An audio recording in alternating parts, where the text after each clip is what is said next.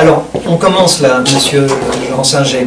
Donc, d'abord, je vous remercie de nous accueillir. Alors, nous venons avec un intérêt double ou triple même.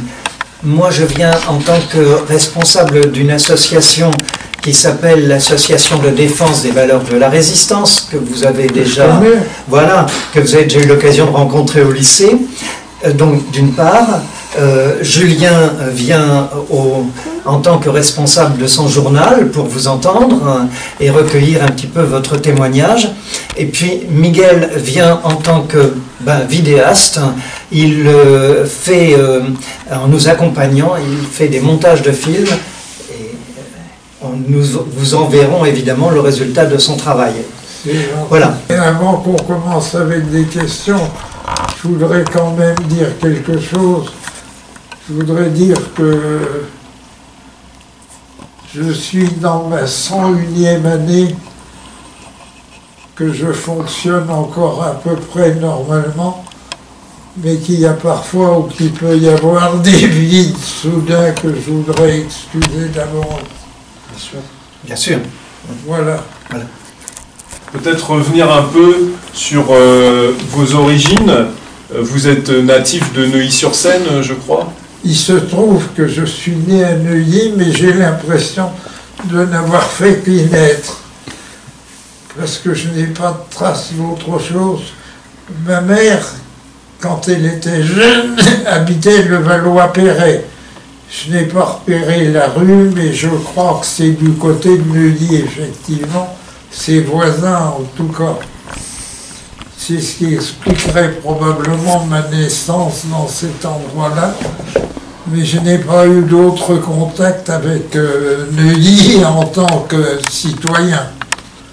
Sinon, les demandes régulières qu'on est obligé de faire pour un papier administratif, à quoi on m'a toujours bien répondu, mais pour le reste, j'ai eu affaire à Neuilly à la mort de notre camarade Maloubier, une plaque au nom duquel on a inauguré au lycée de Neuilly. Je ne sais plus son nom, mais ça m'a donné l'occasion de faire connaissance avec un lycée que j'aurais pu être appelé à fréquenter si mes parents s'étaient installés dans ce coin au lieu d'aller à Auteuil, ce qui n'était évidemment pas le quartier du tout. Et vos parents, que faisaient-ils dans la vie Je suis né quelque part à Neuilly, et après je me suis trouvé rue Chardon-Lagache, dans le 16e, et j'ai fait toutes mes études à Janson de Sailly. Depuis la 9e, car je ne suis entré qu'en 9e, je ne voulais pas aller au lycée sans mon petit frère. Alors lui a commencé en 11e et moi en 9e. Mais mon frère est décédé à 14 ans, donc il n'a pas fait la suite des études, alors que, sauf l'interruption pendant une période du début de la guerre, où j'étais à Coutances, sauf cette période-là, j'ai fait de la 9e donc jusqu'à la taupe. Mon père s'imaginait que je pouvais être ingénieur, jusqu'à la taupe, donc à Janson. Mais mon père a été arrêté par Vichy, ce qui l'a un peu éloigné des choses de la maison, et j'ai eu l'occasion comme ça de changer de la taupe au droit, pourquoi j'étais évidemment mieux fait que pour des mathématiques qui m'inspiraient guère, disons. Mais vos parents, que faisaient-ils dans la vie quelles étaient leurs professions à vos parents? Mon père était ce qu'on appelait à l'époque coulissier en bourse. Coulissier, c'est une espèce d'agent de change qui traite des titres différents de ceux que les agents de change traitent. Je ne saurais pas vous expliquer la mécanique. Mon père avait dit, ne touchez pas à ce métier, c'est pas pour vous. J'ai pas cherché. J'ai pas cherché à y toucher, j'en avais vraiment pas envie. Et votre mère ne travaillait pas? Pardon? Votre mère, travaillait-elle? Ma mère travaillait, j'ai découvert au bout d'un certain temps qu'elle devait être caissière de banque quand elle était jeune. Mais c'est tout ce que je sais. Et est-ce que votre père avait des convictions politiques puisqu'il est rentré dans la résistance après? Est-ce qu'il était engagé politiquement? Mon père s'est engagé politiquement avant Pétain et compagnie, parce que quand il a été mobilisé ou qu'il s'est engagé, là encore je suis flou parce que je ne sais pas. En 1939, il a été affecté à la censure. Et il a censuré tout ce qui était collabo, évidemment, dans les périodiques et les financiers qui étaient sous sa coupe. Le résultat, c'est que dès que Pétain est apparu, ces messieurs de Candide, Gringoire et autres, je suis partout, ont fait des démarches pour que l'on applique à mon père l'espèce de décret ou je ne sais pas ce que c'était, en vertu desquels le gouvernement Pétain a arrêté les ministres. Donc mon père a été arrêté avec les ministres, ce qui évidemment a étonné certains milieux et a provoqué des recherches de contacts. Mon père a été très tôt approché par les services britanniques et les services français, ce qui fait que la difficulté la plus grosse de la résistance pour la plupart des gens avait été de chercher un contact, et que c'est pas quelque chose que j'ai eu à faire bien difficilement, c'est le contact qui nous a contactés, si je veux dire.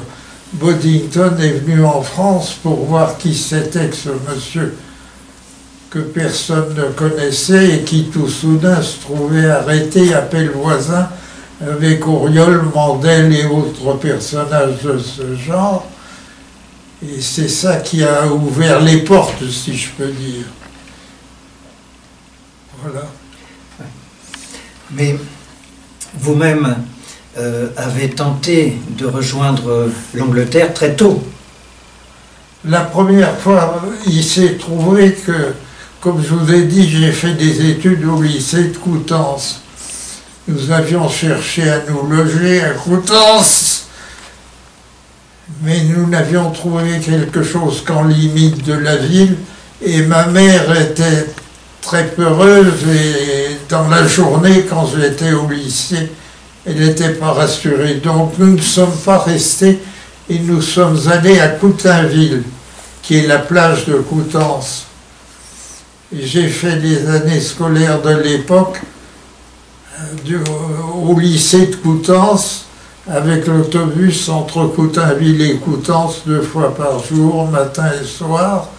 Et nous avions loué une petite villa sur le bord de mer, que bien entendu les Allemands ont réquisitionné le jour ou à peu près le jour de leur arrivée. Ça nous a fait déménager dans Coutainville où nous sommes restés jusqu'au bout. Qu'est-ce qui a fait qu'à un moment donné, en 1940, après l'arrivée des Allemands au mois de mai-juin, qu'est-ce qui a fait que vous aviez eu envie de résister? Est-ce que vous aviez entendu, par exemple, l'appel du 18 juin? J'ai pas vu les choses comme ça. Ouais. Pour moi, la guerre n'était pas terminée tant que les Allemands n'étaient pas à la porte. Par conséquent, il n'y a pas eu de discontinuité entre la première tentative, probablement assez sotte, que nous avons fait à Blainville, un petit port à côté de Coutainville, parce qu'il faut rappeler que sur cette côte-là, Jersey est en face. Donc, qui avait la moindre idée de faire quelque chose se disait que c'était tout simple, qu'il n'y avait qu'à embarquer, aller quelques kilomètres en mer pour se retrouver là où il fallait. Mais enfin, c'était pas si simple que ça, et les Allemands nous ont arrêtés, bien entendu, mais ils n'étaient pas méchants à l'époque. Ils se contentaient, j'avais 18 ans, ils se contentaient de nous obliger à venir le matin à 8 heures, ils nous gardaient jusqu'au soir 7 heures ou 8 heures, et ils nous renvoyaient dans nos foyers en fin de journée, après nous avoir fait transporter du Varec du nord au sud de la plage, et faute de matériel de rechange, du sud au nord pour recommencer le lendemain. Mais ils n'étaient pas désagréables à l'époque, ils se forçaient d'être aimables, et j'ajoute, je n'ai jamais vu un salut nazi. Jamais. Les militaires saluaient en militaire, jamais avec la main tendue. Mais lorsque vous avez décidé de partir, essayé de partir, vos parents étaient-ils au courant de votre décision? Tout à fait, bien entendu. Ils étaient tous dans le coup. Mon père a été dans la résistance quelques jours, moins un an ou 2 ans, à peu près. Et ma mère a fini la guerre dans le service d'évasion du SOE. Donc, toute la famille était dans le coup. Donc vous êtes allé sur la plage à Coutainville et vous avez essayé de prendre un bateau. Comment s'est faite la tentative pour aller à Jersey? Là, nous ne sommes pas partis de la plage, nous avons tenté de partir d'un petit port qui s'appelle Blainville et qui est non loin de Coutainville. Mais tout ce qui fait, c'est que nous sommes partis et que nous n'étions même pas montés dans le bateau, que nous étions déjà arrêtés par les Fritz qui étaient bien renseignés. Il n'y a pas eu, je vous dis, pas eu de drame, ils étaient gentils à l'époque. Les gens qui étaient là d'ailleurs étaient des jeunes. Et comme je vous dis, probablement même pas des nazis du tout, puisque je n'ai jamais vu un salut nazi. Et donc l'impact de l'appel de Gaulle, est-ce que vous en avez eu écho? Parce que finalement, on sait que peu de gens ont entendu l'appel du 18 juin 40. Est-ce que vous aviez eu écho de cet appel? J'ai l'impression d'avoir toujours été plus ou moins directement dans le coup, le plus ou moins étant je m'excuse, étant mon père en fait. La vie de la famille était assez compliquée, pour vous dire. J'ai connu un certain nombre de ménages à mon père. Donc, quand j'étais encore plus jeune, je n'avais pas compris. Et c'est au cours de la guerre que, une fois par hasard, j'ai reçu une lettre qui ne m'était pas destinée, mais qui était destinée à quelqu'un qui n'était autre qu'un demi-frère dont j'ignorais totalement l'existence. Alors, la guerre a été un enseignement dans divers domaines, si vous pouvez imaginer, pour moi. Mais la position de mon père, comme d'ailleurs la position de ma mère et la mienne, mon frère était déjà mort à cette époque-là, a toujours été: la guerre n'est pas finie tant que les Allemands ne sont pas sortis. Et donc vous avez quand même rejoint l'Angleterre, alors comment? Quand la décision a été prise, c'est plus tard. C'est justement parce que ces contacts avaient été pris avec mon père qu'un beau jour, Boddington, je crois d'ailleurs, revenu visiter mon père, a dû lui dire quelque chose du genre: ben, votre fils fait des choses qui sont utiles, mais il pourrait faire mieux s'il allait se former en Angleterre et on vous propose de le mettre sur une filière. Ce qui a été le cas. Donc je n'ai pas eu à chercher la résistance et je n'ai pas eu à chercher les moyens de rejoindre les lieux de formation. Mais pour rebondir sur ce qu'a dit Yves, vous êtes parti à un moment donné de Gibraltar pour arriver à Bristol. Comment ça s'est fait concrètement le voyage pour aller jusqu'à Bristol Concrètement, il a fallu d'abord traverser les Pyrénées et là on ne nous avait pas donné beaucoup d'informations. Donc moi je suis parti avec des espadrilles, ce qui n'était probablement pas la bonne solution. En tout cas, quand je suis arrivé de l'autre côté, en ayant manqué au moins une fois d'y rester parce que j'étais tombé, là c'était la première, dans un petit ruisseau, et c'est un camarade qui m'a tiré de là.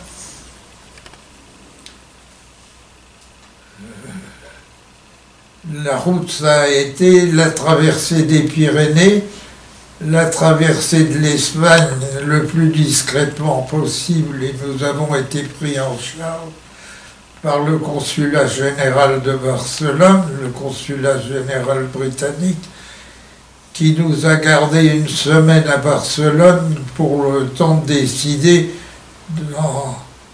qui prendrait notre voyage en charge, c'est-à-dire quelle section nous absorberait une fois arrivés à Londres.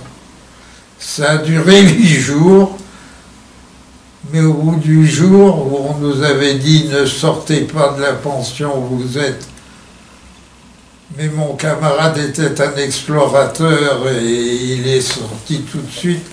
Moi je suis sorti un des derniers jours, mais je suis sorti aussi et j'ai vu un peu les Ramblas et Barcelone.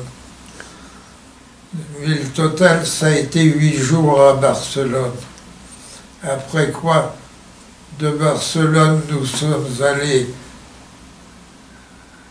à Madrid, où on nous a donné des faux papiers, mais des faux vrais canadiens, délivrés par l'ambassade du Canada en Espagne. Et puis, de Madrid, nous sommes partis en direction de Gibraltar, et nous sommes descendus à l'Alinéa, qui est une petite station avant, où on nous attendait. Et vous avez fait le train de Madrid jusqu'à le passage de Madrid à l'Alinéa en train ou en voiture? De Madrid pour aller jusqu'au sud de l'Espagne. Vous avez pris le train avec vos faux papiers? De Barcelone à Madrid, ça a été le train. Ah oui. Et de Madrid, attendez voir, de Madrid à l'Alinéa, ça a été le train encore. Et là, il y avait quelqu'un qui nous attendait à la petite station et qui nous a emmenés en voiture au bureau du SOE à Gibraltar.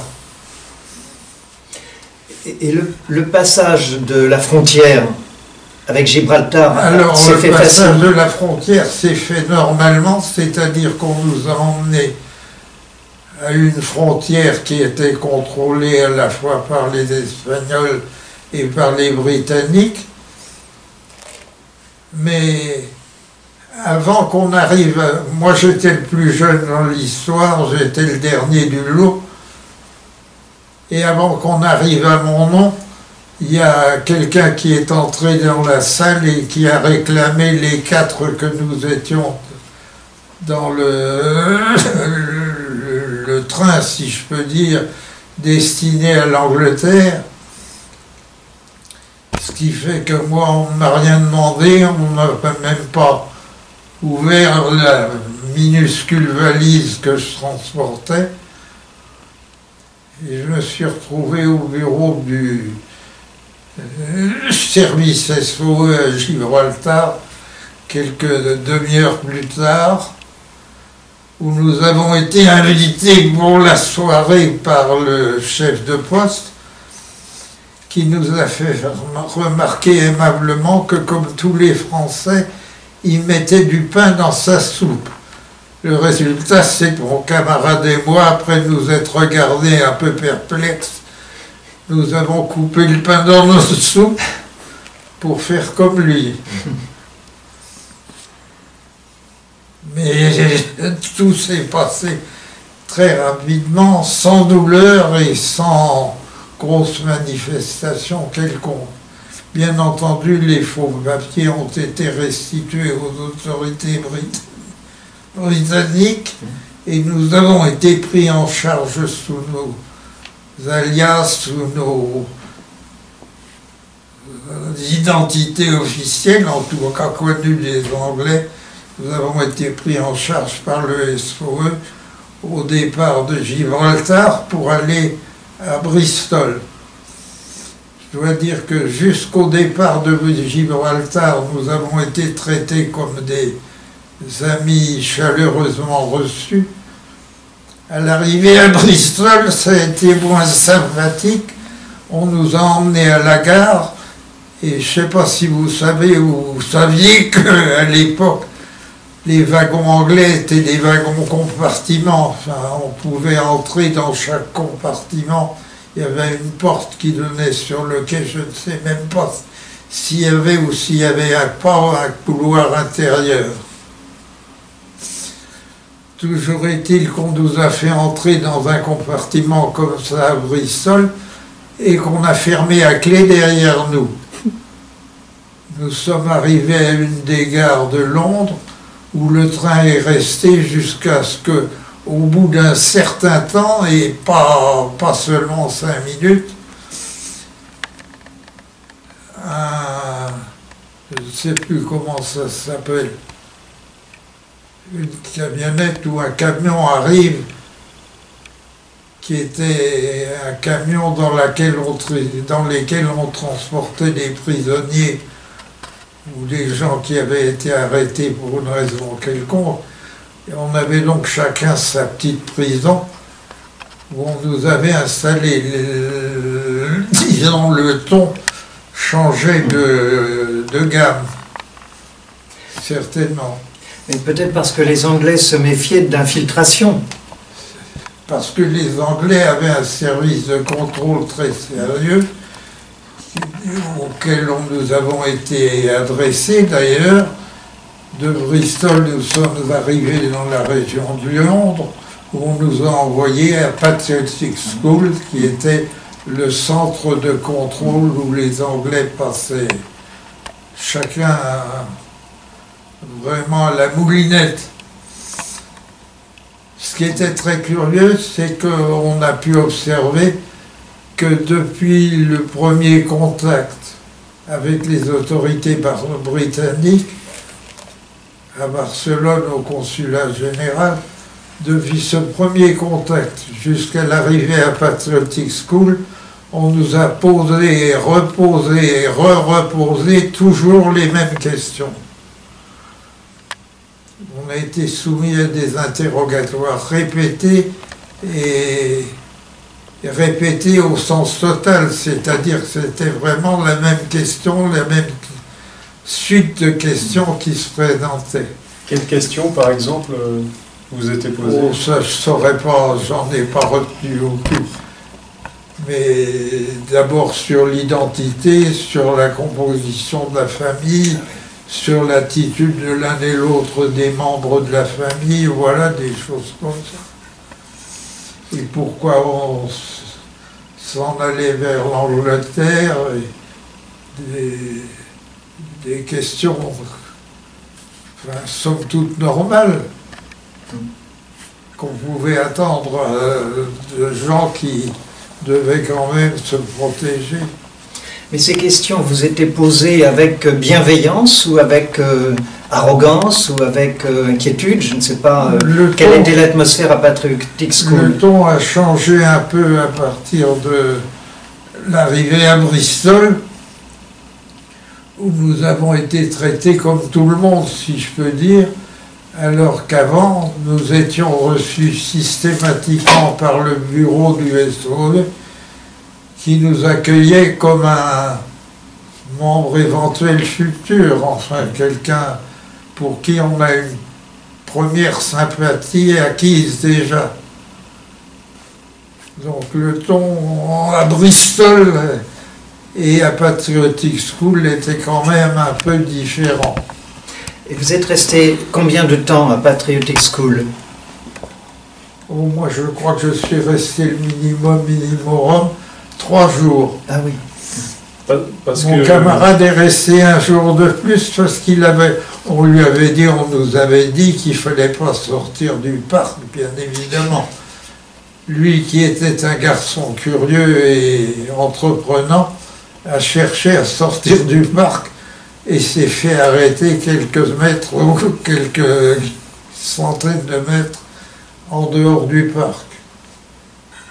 Parce que c'est vrai que ce qu'il faut expliquer, c'est que le Patriotic School, vous parliez du lycée Hélène Boucher, c'était un ancien collège de filles, n'est-ce pas? C'était un ancien collège pour les Attendez, filles. Là, Le Patriotic School était un ancien collège, en fait, qui était utilisé pour le recrutement des agents britanniques.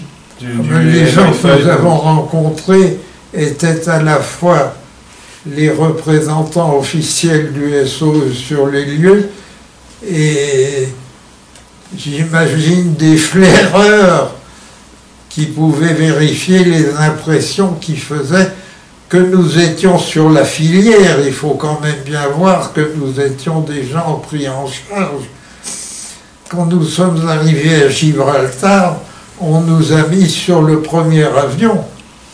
On ne nous a pas fait attendre. Les autres qui filaient par des filières différentes avaient quelquefois un traitement différent et ont fait le trajet de Gibraltar en Angleterre en bateau, par exemple.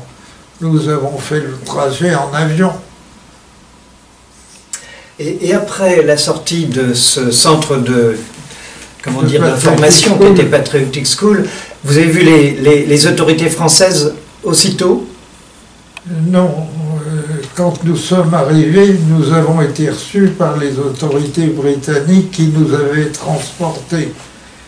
Mais la première question que Boddington m'a posée, je suis arrivé un dimanche ou un samedi, je ne me souviens plus, à Londres, c'est voilà, on vous a amené en Angleterre, le travail est fait. Maintenant, voulez-vous que nous mettions en rapport avec les services français ou voulez-vous rester avec nous? Alors ma réponse a été, vous m'avez amené, je reste. Et donc, la personne qui est déterminante pour vous au niveau du SOE, c'est Jean-Marie Régnier. Est-ce que vous pouvez nous dire qui est cette personne? Régnier, c'est un des garçons avec qui j'étais, et c'est avec lui que j'ai fait le voyage aller. Entre autres, nous étions 4, mais il y avait Jean. Après, il m'a attendu parce que lui a été formé comme organisateur, alors que pour des raisons que je n'ai toujours pas comprises, on a décidé que je devais devenir radio. Alors pour devenir radio, quand on n'a pas de formation de crue et qu'on n'a pas une main particulièrement agile, c'est pas évident, je vous assure.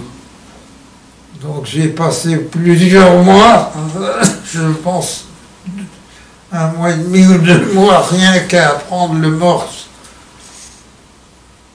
Ça, c'est juillet-août 1943, à peu près, la période... 1943, oui. À l'été 43... Je suis arrivé à Londres en août 43. Et je suis reparti de Londres le 3 mars 44. Et donc, en dehors du morse, de la radio, quelle formation avez-vous reçue à ce moment-là avec le SOE? Une formation générale de saboteur, mais ça faisait partie de la formation générale. Ceux qui étaient destinés à être vraiment des saboteurs comme par exemple notre camarade Maloubier, sur qui on a fait un film, recevait une formation beaucoup plus précise qui visait même éventuellement un type d'usine ou un type de métier qui aurait à rencontrer et à gêner en France. Moi, j'ai pas eu ce problème. Le problème, c'était arriver à faire 10 mots, 10 mots de 5 lettres en un temps relativement décent. Ce que je suis arrivé à faire, mais jamais vraiment bien. D'ailleurs, ma première préoccupation en arrivant en France, ça a été de recruter des radios qui sachent la radio un peu mieux que moi. Ce que j'ai fait, j'ai donc recruté des vraies radios que j'ai formées aux techniques de notre service et qui ont pu être mis à la disposition de réseaux qui en avaient fortement besoin à l'époque. Vous avez aussi initié, je suppose, aux méthodes de cryptage. Pardon? On vous avait initié, je pense, aux méthodes de cryptage. Les initiés aux méthodes de cryptage. De cryptage des messages. Aux conditions du trafic avec la centrale, aux signes de reconnaissance, des choses comme ça. Mais c'est eux qui m'ont appris le métier, en fait. Ceux que j'ai formés et recrutés, pour vous dire, étaient des vrais, parce qu'ils ont, après la guerre, continué une carrière à Air France ou dans des endroits comme ça. Et donc, à un moment donné, vous êtes parachuté en France, dans la région de Roanne, c'est bien ça? Donc, dès que j'ai été formé, Régnier, qui m'avait attendu, et moi avons été parachutés à côté de Roanne, dans un endroit qui s'appelle Renaison. Mais nous n'étions pas destinés à travailler dans cette région-là, mais nous devions aller en Bourgogne, dans la région de Chalon-sur-Saône. Quel était l'objectif que vous deviez atteindre à Chalon-sur-Saône? L'objectif, c'était de créer un réseau et de faire le nécessaire pour que ça fonctionne dans la région bourguignonne. Alors moi, j'ai commencé par installer des stations de radio et transporter des postes radio pour ne plus avoir à le faire ensuite. Et une fois que ça a été fait, j'ai mis la machine en marche. Et elle a marché jusqu'au mois de juillet 1943. 44 plutôt.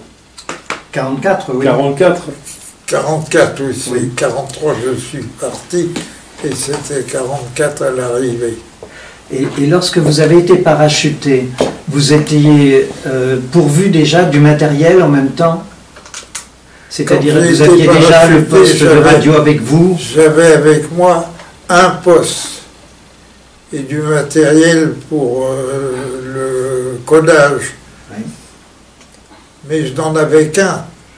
Alors je me suis dépêché d'installer des stations et de réclamer des postes supplémentaires, ce qui fait que 15 jours après notre arrivée, ou 15 jours ou 20 jours, j'étais prêt à travailler avec des installations qui fonctionnaient dans plusieurs endroits et je n'avais plus en tout cas la perspective de devoir me balader avec des postes. On se baladait avec les... comment on appelait ça? Les cristaux qui donnaient la longueur d'onde, mais transporter quelques cristaux dans une serviette, c'était pas le même problème que de transporter un poste. J'ai transporté des cristaux dans ma serviette assez régulièrement et même une fois je me suis trouvé dans un autocar qui a été contrôlé par la milice. Mais heureusement il y avait un gendarme dans la voiture et les miliciens s'en sont pris aux gendarmes en exigeant de lui un permis de port d'armes. Évidemment, le gendarme était plutôt vexé qu'on lui pose une question pareille, et le ton est monté rapidement entre le gendarme et les miliciens, ce qui fait que le milicien qui se baladait dans l'autocar et qui regardait les bagages des gens avait son oreille et le coin de l'œil beaucoup plus du côté du gendarme que dans la serviette qu'on lui présentait. Moi, je lui ai donné la mienne grande ouverte comme ça. Il n'a vu ni les cristaux, ni le revolver qui était dedans. Mais j'ai eu la frousse.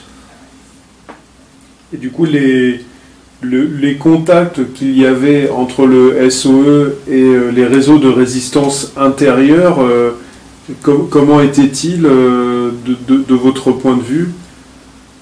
Les contacts qu'il pouvait y avoir entre la résistance extérieure à Londres et les réseaux intérieurs en France, comment les voyez-vous? Suivant le cas, les réseaux étaient rattachés à des services français ou anglais. Les communications entre les réseaux à Londres et en France, c'était ça que servait le radio.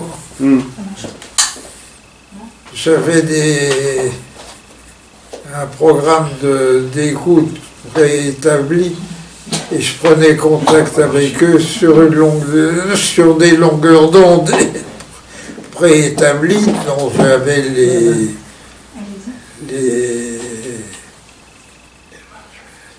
plots avec moi à des heures qui étaient préétablies elles aussi.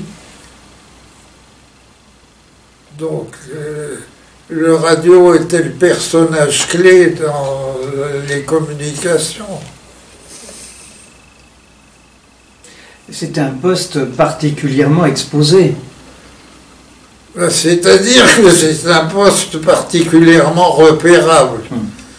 Il fallait prendre des précautions supplémentaires si on voulait éviter d'être repéré. Les précautions supplémentaires impliquaient un choix de poste et la possibilité de changer de poste fréquemment. Moi, par exemple, j'avais l'habitude de ne jamais travailler plus d'un quart d'heure, 20 minutes dans une station déterminée et de monter sur ma bicyclette et d'aller faire la suite dans un autre endroit. Et les relations qu'il pouvait y avoir entre les réseaux gaullistes et communistes, qui n'étaient pas toujours faciles, est-ce que c'est... Pas toujours facile, ça dépend de l'endroit probablement. Mon camarade Jean Régnier n'a jamais eu de problème et moi je n'en ai jamais eu non plus. Nous avions des contacts avec tous, nous avons fourni du matériel avec tous, sous une seule condition, le contrôle de l'efficacité de leur utilisation.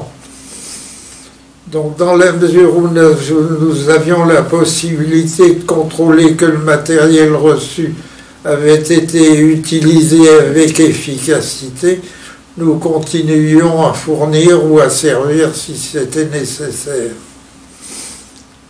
Donc en Bourgogne, ça se passait en bonne intelligence dans l'intérêt de la France. Je n'ai jamais eu le moindre problème.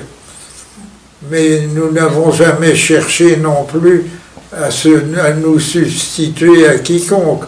Nous étions à disposition, c'était ça notre formule.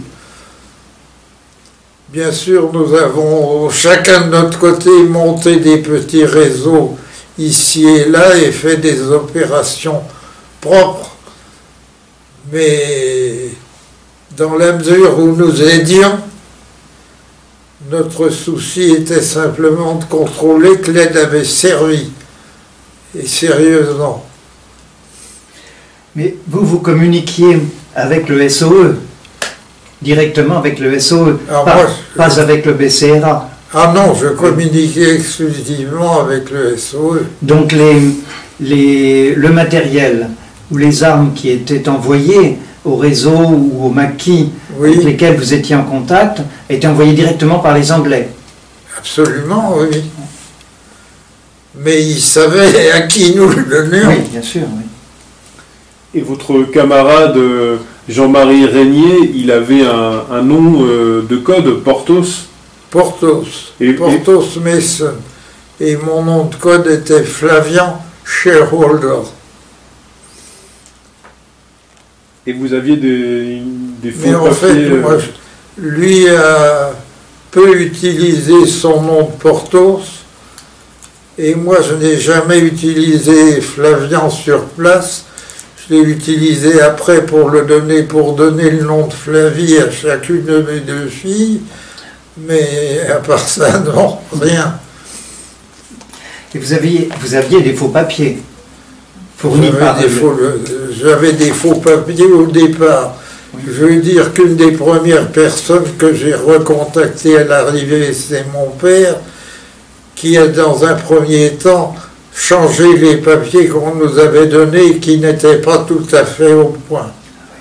Il les a améliorés et nous sommes repartis de chez lui avec du matériel, disons, moins facilement contrôlable que ce qu'on nous avait donné à Londres. Le 20 mars 44, vous êtes à Bicé.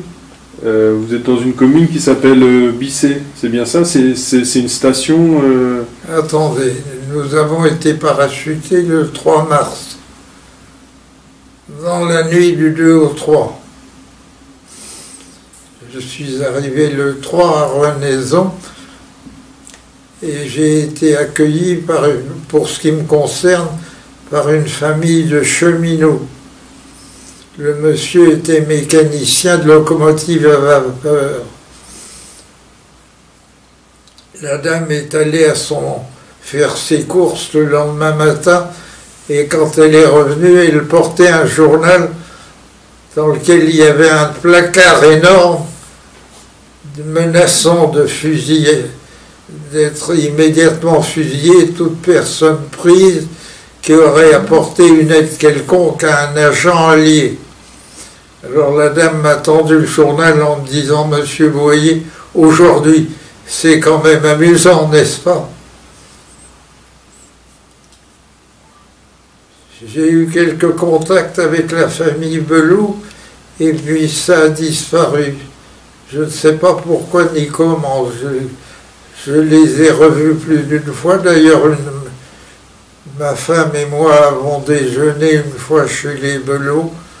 Et puis les Belot sont morts, j'ai voulu continuer. Ils avaient une fille qui s'appelait Renée, mais qui n'a pas dû rester dans le circuit, en tout cas qui n'était pas intéressée manifestement.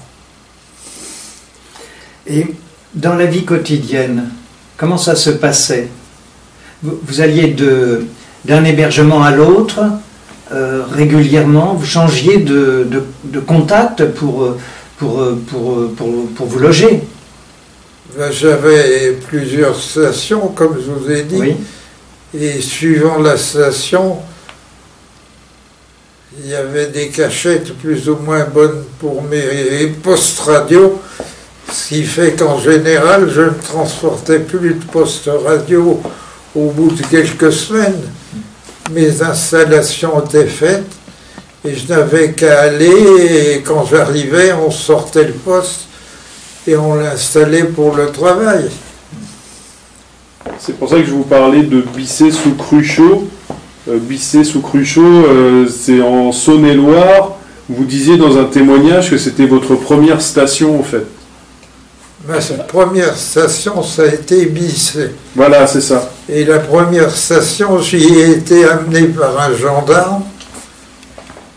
Et je suis arrivé un jour où le monsieur est sorti de son logement, descendu me voir dans la cour et il dit « Vous tombez mal parce que j'ai 20 personnes dans ma salle à manger. » Et j'ai dit « Mais moi je suis pressé parce qu'il faudrait quand même que j'informe Londres que nous sommes bien arrivés. » Au bout d'un moment de discussion, il a dit ben, « Écoutez, venez. » Il m'a introduit dans la salle où il y avait au moins une vingtaine de personnes à table. Et il a dit, monsieur est courtier en vin, alors je lui ai demandé de se joindre à nous. Vous imaginez, moi, courtier en vin, j'arrivais en Bourgogne, bien sûr, mais je n'avais pas la moindre idée de la viticulture, du vin et de sa fabrication, mais rien. Alors la conversation a été un peu difficile au début. Parce que ce gendarme, il faisait partie de l'armée secrète. Je ne saurais pas vous dire à quelle organisation il appartenait, mais il faisait incontestablement partie de la résistance.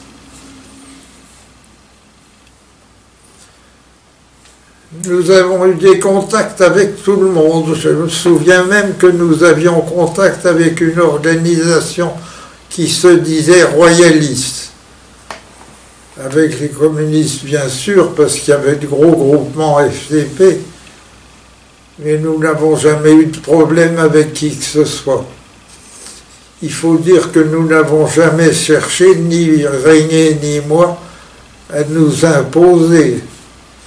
Nous avons plutôt servi de disponible que de chef improvisé. Oui. Moi, je reviens un peu sur la vie quotidienne. Vous avez été parachuté avec de l'argent.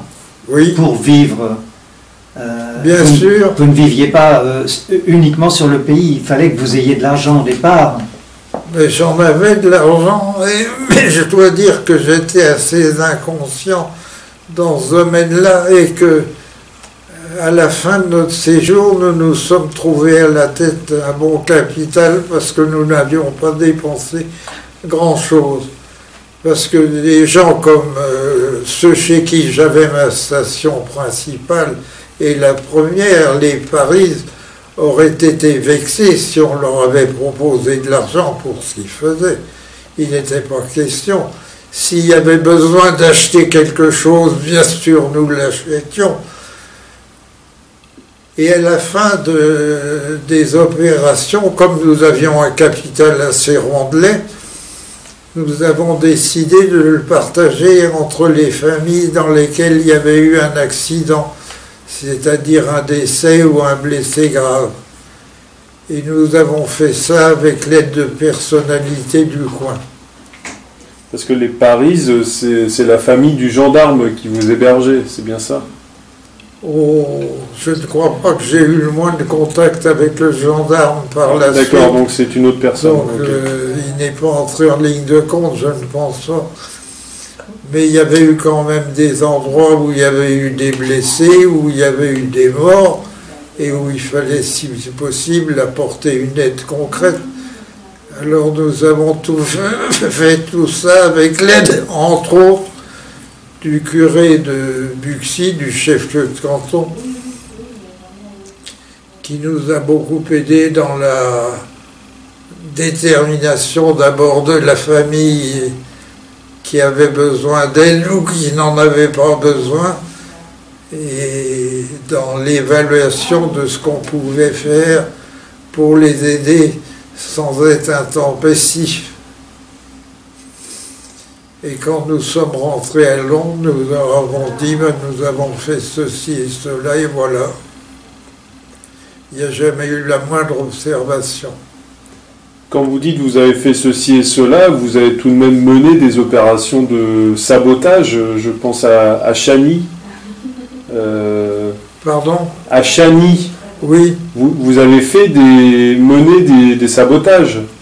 À Chagny, j'ai fait des opérations. C'est-à-dire que quand j'avais du temps, je montais des choses. Moi-même, en général, je n'allais pas au parachutage que je commandais. Mais à la fin des opérations, enfin en juillet en tout cas, j'ai commencé à faire des parachutages moi-même, en particulier lorsqu'on nous a annoncé l'arrivée d'un collègue, c'est-à-dire d'un parachutage avec un agent. J'ai donc reçu ce parachutage à La Rochefort, qui est une station du nord de la Saône-et-Loire, dans un livre paru tout à fait récemment qui s'appelle SOI in France. Il parle de tout ça comme d'éléments dont ils sont absolument sûrs, en disant simplement que je les avais reçus, ceux qui étaient arrivés, ou celui qui était arrivé, que je l'avais reçu dans la région de Mâcon, alors qu'en fait c'était presque en Côte d'Or. À ça près, ils sont pas. Et donc, je vous parlais de sabotage, vous avez recueilli des parachutés, mais vous n'avez pas fait d'action de sabotage Moi-même, d'action de sabotage à proprement parler, je dirais non. J'ai aidé à en faire, mais je n'en ai pas fait moi-même. Par contre, Régnier en a fait beaucoup, à la fois sur la voie de chemin de fer et sur la Nationale 6. C'est la voie de chemin de fer qui est reliée... Nord-Sud, ouais. Paris-Lyon-Marseille, qu'il a maintenu coupé dans les derniers moments de façon permanente. Moi, ça m'est arrivé d'aller saboter un fil téléphonique avec un ingénieur chez qui j'avais une station radio et qui était un type astucieux qui nous a donné l'idée de ne pas couper les fils téléphoniques mais de leur injecter de l'acide sulfurique. Alors nous avons fait des injections d'acide sous pression dans le câble dans lequel circulaient les fils téléphoniques. C'était très efficace. Là où les Allemands étaient habitués, après une explosion, à venir remplacer 80 cm au maximum, il y avait 25 mètres qui étaient pourris par l'acide. Parce que là, on est en septembre 1944, donc plusieurs mois après le débarquement du 6 juin. Comment était le contexte à l'époque? Vous sentiez que les choses étaient en train de tourner Est-ce que vous sentiez les conséquences du débarquement de Normandie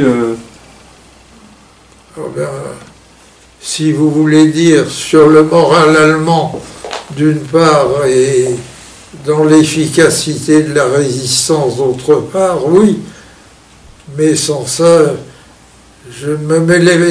moi, je me suis jamais mêlé de la politique dans la région. Et quand, à la fin de la guerre, il y a eu la libération, je ne suis pas allé me poser au défilé de la libération. Je suis resté faire un bon déjeuner dans une de mes stations et on a regardé les autres défiler.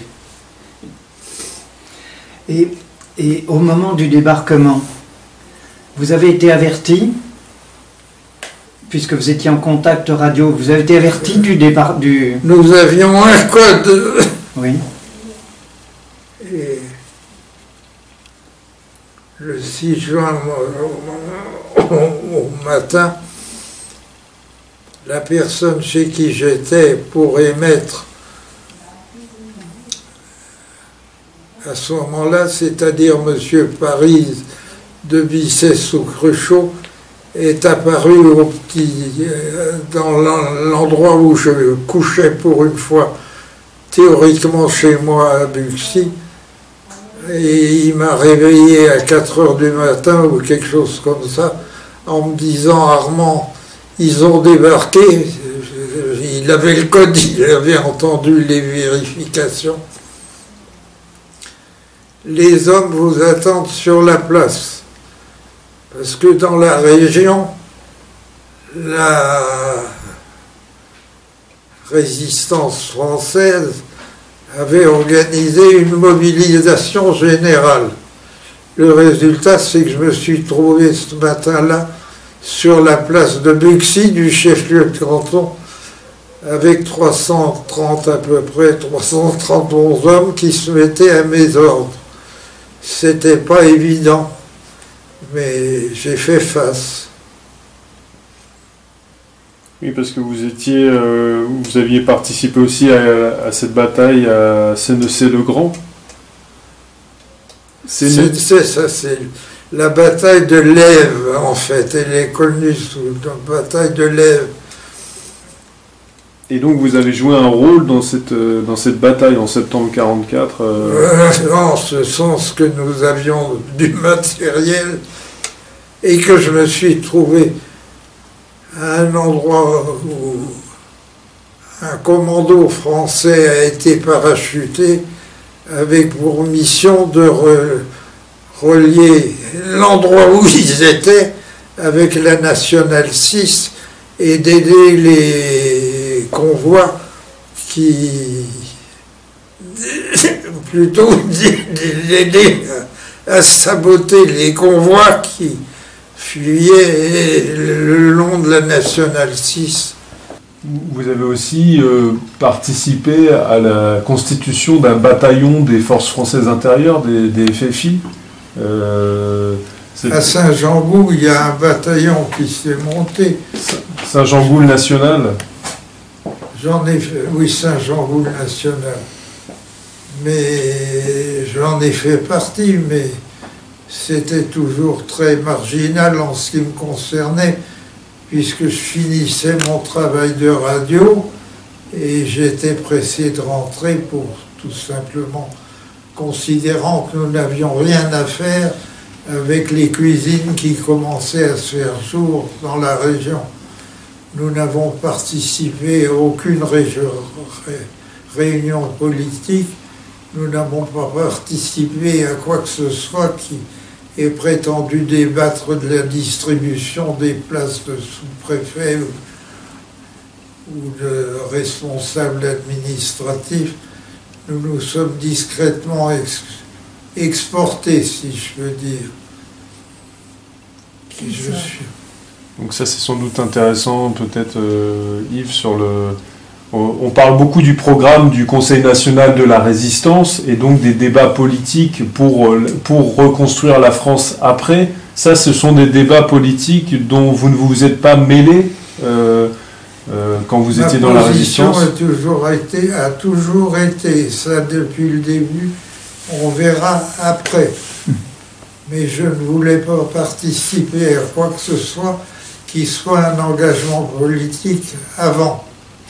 Mais est-ce que vous aviez, avant de repartir, connaissance quand même du programme de la résistance, du Conseil, le programme du Conseil national de la résistance? En tant que tel, c'est-à-dire connaissance de ce programme en tant que programme de la résistance officielle, je répondrai non. Je m'en suis jamais préoccupé. Vous n'en connaissiez pas l'existence? Non, je ne crois même pas. Et en tout cas, je n'ai jamais cherché à établir le contact. Je vous dis, quand il y a eu le défilé de la Libération à Chalon-sur-Saône, je suis resté dans une de mes stations. On a fêté ça ensemble, mais je ne suis pas allé défiler. Je ne me suis jamais mêlé de ce qui se passait en politique locale. Et vous êtes retourné à Londres alors, après? Tout simplement, oui. Nous avons signalé maintenant, Chalon vient d'être libéré, ça devait être le 16 ou 17 juillet, ou un peu plus tard, je ne me souviens plus, mais c'est quelque chose comme ça. C'est en septembre 1944 plutôt. C'est un peu plus tard. La libération de Chalon-sur-Saône, c'était en septembre 1944. Alors ça doit être le 16 septembre. Et le 17, nous prenions l'avion pour retourner en Grande-Bretagne. Nous n'avons jamais cherché à nous mêler à quoi que ce soit de discussion politique locale. Vous vous considériez comme un militaire? Vous vous considériez comme un militaire? Vous étiez militaire. Militaire de l'armée anglaise. Oui, membre du SOE, vous étiez militaire, avec un grade. Oui, j'étais capitaine à la fin. Et alors, comment ça s'est passé? Quand vous êtes rentré en Angleterre, vous êtes resté aux ordres de l'administration anglaise, ou vous avez eu des contacts avec l'administration française? Je pense au Quand je suis rentré en Angleterre, les Anglais m'ont proposé immédiatement de me mettre en rapport avec les Français, chez qui ma place était, évidemment. Donc Oui. j'ai quitté l'armée anglaise et je suis passé dans l'armée française. Donc au BCRA. Au BCRA, du coup. C'était au BCRA, oui. Mais alors là, on n'a pas été très chaleureux, on n'a pas cherché à me donner du travail. On m'a dit simplement, tiens, là, il y a le fils de... comment il s'appelait? Pierre Brossolette, et il y a le matériel qu'il a laissé, des documents importants. Vous allez nous rapporter ça en France. Donc je suis revenu en France avec le fils de Brossolette qui avait, disons, 5 ou 6 ans de moins que moi et quelques 5 ou 6 centimètres de plus. C'était à peu près comme monsieur. Et nous sommes arrivés sur la côte française dans un bateau où il y avait nous et tout, je ne sais pas quel grade, quelle dimension, mais au moins un bataillon de femmes américaines qui ont été prises en charge à l'arrivée sur la côte française, alors que nous, on nous a installés le long de la plage et on nous a dit d'attendre qu'on vienne nous chercher. Et effectivement, le lendemain, mais seulement le lendemain, vers l'heure du déjeuner, il y a un militaire américain noir qui nous a repérés, qui est venu et qui a dit « You, Paris, come with me » et qui nous a embarqués sur sa camionnette, Brossolette fils, la malle et moi. Il nous a transportés comme ça jusqu'à la place de l'Étoile, je ne blague pas. Hein. Arrêté en plein milieu de la place de l'Étoile, il a sorti la malle et il nous a dit « Here, Paris, goodbye ». Heureusement, j'étais en uniforme et j'ai pu réquisitionner des taxis pour faire transporter le matériel. Je suis arrivé à la Mette, dans les installations du service, où on m'a dit, après avoir accueilli le fils de Brossolette, on m'a dit à moi, revenez mercredi. Je suis revenu le mercredi. Le mercredi, on m'a dit, allez à tel bureau. On m'a dit, vous avez droit à une solde de qu'on m'a payé. Revenez mercredi. On m'a fait le coup 2 fois. Et au bout de la 2e fois, j'ai considéré qu'il fallait que je cherche du travail tout seul et que je me débrouille pour faire quelque chose. Alors j'ai pris contact avec la famille Auriol, puisque je savais que mon père avait été particulièrement bien avec Auriol pendant le temps où il était à Pellevoisin. Et par la famille Auriol, j'ai été mis en rapport avec le ministère de l'Intérieur et je me suis trouvé commissaire de police stagiaire à la DST. Et du coup, la Direction Générale des Études et Recherches, la DGER, c'était avant la DST que vous avez travaillé? Je suis passé à la DGER que de façon tout à fait superficielle. On m'a jamais donné quoi que ce soit à faire, on m'a jamais dit quelque chose de sérieux. Tout ce que j'ai eu à la DGER, c'est une dame qui lisait l'avenir dans le Café Noir et qui m'a prédit que je me marierais 2 fois, ce qui est vrai, et que j'aurais 3 enfants, ce qui est vrai. Incroyable.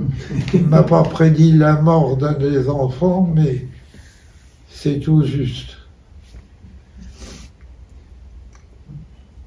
Et donc voilà, c'est avec la DST que vous terminez la guerre en 45 finalement. Pratiquement, j'ai fait toute l'année 45 comme commissaire stagiaire à la DST, jusqu'à ce qu'un jour le téléphone sonne chez moi et que le colonel McMaster, notre chef anglais, me dise « Est-ce que vous connaîtriez quelqu'un qui irait travailler en Belgique ?» J'ai dit « Moi, je veux bien voir ». Et je suis allé à l'agence interalliée des réparations où un poste d'assistant du directeur des missions m'attendait et où j'ai commencé, ce qui a fait de moi un fonctionnaire international pratiquement. Alors, on peut peut-être évoquer la mémoire, c'est-à-dire que après votre retraite, vous avez intégré donc la Fédération nationale Libre Résistance qui porte cette mémoire. Oui, à l'époque, nous avons créé Libre Résistance. J'ai été parmi les créateurs de cette institution qui avait été conçue au début comme une suite au SOI, mais comme une réponse en même temps, c'est-à-dire comme un groupement de résistants français qui avaient travaillé avec des services britanniques.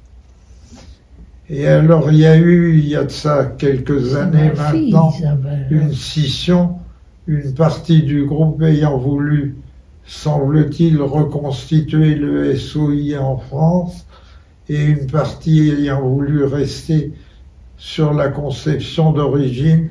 J'en ai fait partie.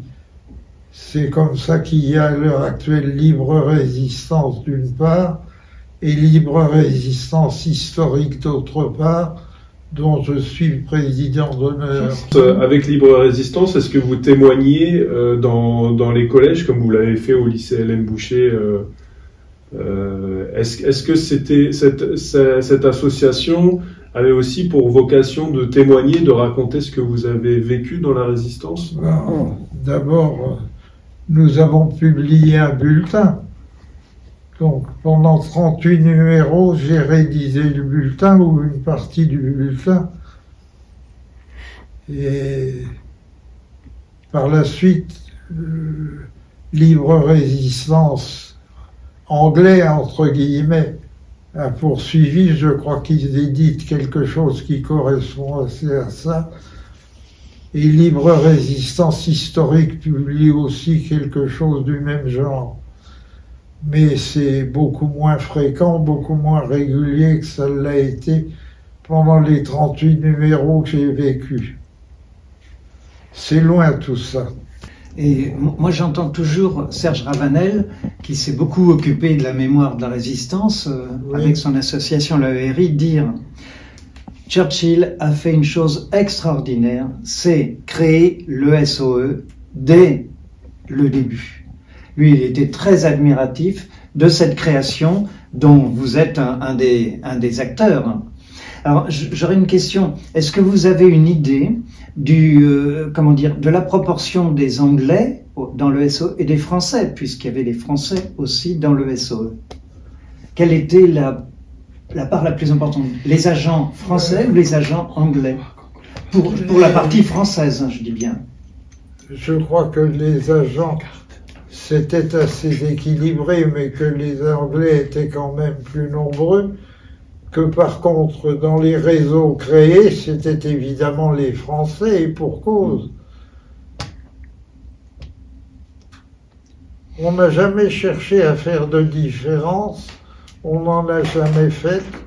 Et je crois que ça s'est très bien développé sans aucun problème. Oui, mais ce que je voulais dire, c'est que un agent du SOE qui opère en France, qui est français, c'est plus facile pour lui que d'être anglais, même s'il parle bien français, parce qu'un anglais a toujours un petit accent. Oui, il y a eu les deux. Il y a eu les deux. Il y a eu les deux, et parfois on a été surpris de voir la qualité du français parlé par certains Anglais et l'aveuglement des Anglais devant l'accent, par exemple, de certains camarades canadiens. J'ai retrouvé un de mes camarades canadiens, non pas pendant que j'étais au Canada, mais à la suite de mon séjour au Canada, où j'ai été pendant un temps à l'ambassade. Je m'étais abonné à des journaux francophones que, bien entendu, on soutenait dans les régions anglophones où il travaillait. Et j'ai reçu quelque temps après mon retour, un numéro d'un des journaux dont j'avais gardé l'abonnement, dans lequel on voyait une photo du juge Sirois. Et le juge Sirois, c'était un camarade canadien avec lequel j'avais fait mon entraînement. Donc j'ai écrit, j'ai eu contact avec lui et j'ai eu de la correspondance avec lui jusqu'à son décès, malheureusement, qui a eu lieu il y a déjà longtemps. Peut-être une dernière question de mon côté. Vous parliez de votre père qui a été interné à Pellevoisin. Il a eu aussi des actions dans la résistance. Il faisait passer des messages dans des journaux.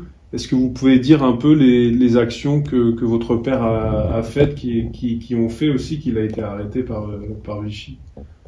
Je suis parfois très surpris de constater dans les livres qui parlent de la résistance qu'on ne parle jamais de mon père. On finit par trouver une trace de ma mère dans certains documents où on parle des réseaux d'évasion, mais mon père pratiquement jamais. Il était plus âgé. N'empêche qu'il a eu un rôle qui aurait été sûrement très important s'il avait survécu à la guerre. Mais mon père est mort le 8 janvier 1945. Quoi? Qu'est-ce qu'il dit? Papa est mort le 8 janvier 44 ou 45, je ne sais plus, enfin à l'issue de la guerre, mais avant qu'elle soit terminée. Donc il n'y a jamais eu... Il y a eu une lettre des Anglais, une lettre dithyrambique, mais il n'y a rien eu du côté français pour mon père. Quant à ma mère, j'étais à peine parti qu'elle s'est inscrite, si je peux dire, dans le réseau d'évasion qui m'avait transporté, et elle a baladé à partir de ce moment-là, et continuellement, des Anglais et des Américains qui ne parlaient pas nécessairement le français, elle ne parlait pas un mot d'anglais. Elle les a baladés entre Paris et Lyon d'abord, puis Paris et Toulouse. Et quand je suis arrivé, elle était encore à Toulouse, d'où elle n'avait pas pu repartir parce que, évidemment, il y avait des problèmes de service de la voie ferrée. Oui, parce que votre père, il publiait des messages dans un journal qui s'appelle Courrier du témoignage chrétien, du révérend père Chaillet. C'est bien ça? Père Chaillet. Le père Chaillet, ouais. A très bien connu mon père qui le recevait régulièrement. Et moi, j'ai connu aussi le père Chaillet. Et donc... le réseau du père Chaillet était un réseau sensationnel. J'ai vu dans les publications du père Chaillet des photos de déportation qu'ils ont obtenues, je ne sais pas comment, mais qu'ils ont publiées. Il y avait un officier dans les services britanniques, une femme qui s'est mise en quête des Allemands qui avaient arrêté des gens du SOE et qui leur a fait, comme elle disait, rendre gorge. Mais je ne me suis pas beaucoup mêlé de toutes ces histoires après. Il faut dire que j'ai été, après la guerre, un jeune relatif encore.